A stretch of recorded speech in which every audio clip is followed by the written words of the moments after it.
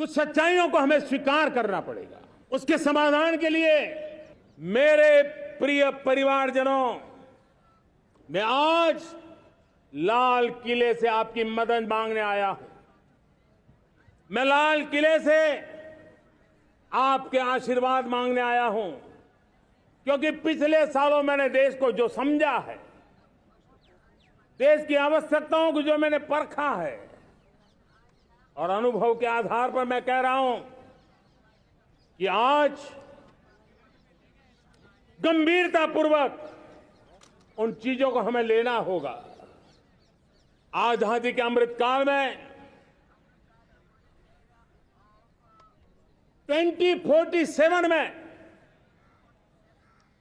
जब देश आजादी के 100 साल मनाएगा, उस समय दुनिया में भारत का तिरंगा झंडा विकसित भारत का तिरंगा झंडा होना चाहिए। रत्ती भर भी हमें रुकना नहीं है, पीछे नहीं हटना है। और इसके लिए शुचिता, पारदर्शिता और निष्पक्षता, ये पहली मजबूती की जरूरत है।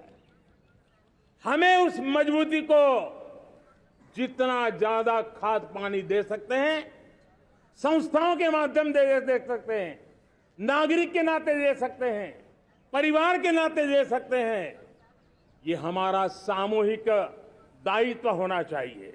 और इसलिए पिछले 75 साल का इतिहास देखिए, भारत के सामर्थ्य में कोई कमी नहीं थी। अरे जो देश कभी सोना की चिड़िया कहा जाता था, वो देश क्यों न फिर से उस सामर्थ्य को लेकर के खड़ा हो सकता है। मेरा अटूट विश्वास है साथियों, मेरे प्रिय परिवारजनों, मेरा अखंड अटूट एक निष्ठ विश्वास है कि 2047 में जब देश आजादी के 100 साल मनाएगा, मेरा देश विकसित भारत बन के रहेगा।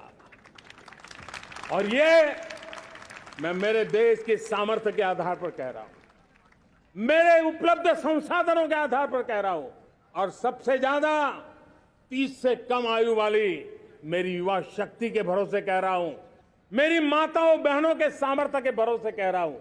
लेकिन उसके सामने अगर कोई रुकावट है, कुछ विकृतियां पिछले 75 साल में ऐसे घर कर गई है, हमारी समाज व्यवस्था का ऐसा हिस्सा बन गई है कि कभी कभी तो हम आंख भी बंद कर देते हैं।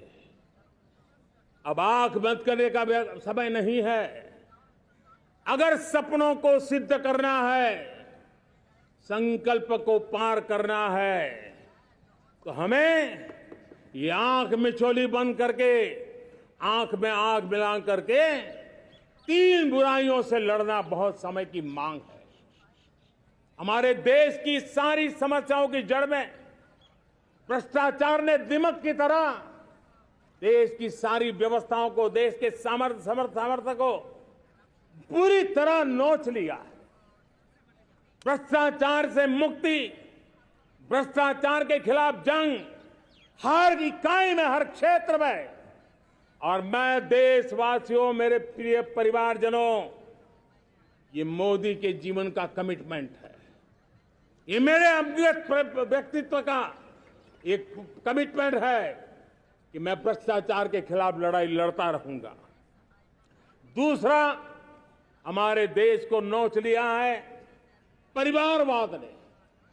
इस परिवारवाद ने देश को जिस प्रकार से जकड़ के रखा है, उसने देश के लोगों का हक छीना है। और तीसरी बुराई तुष्टीकरण की है।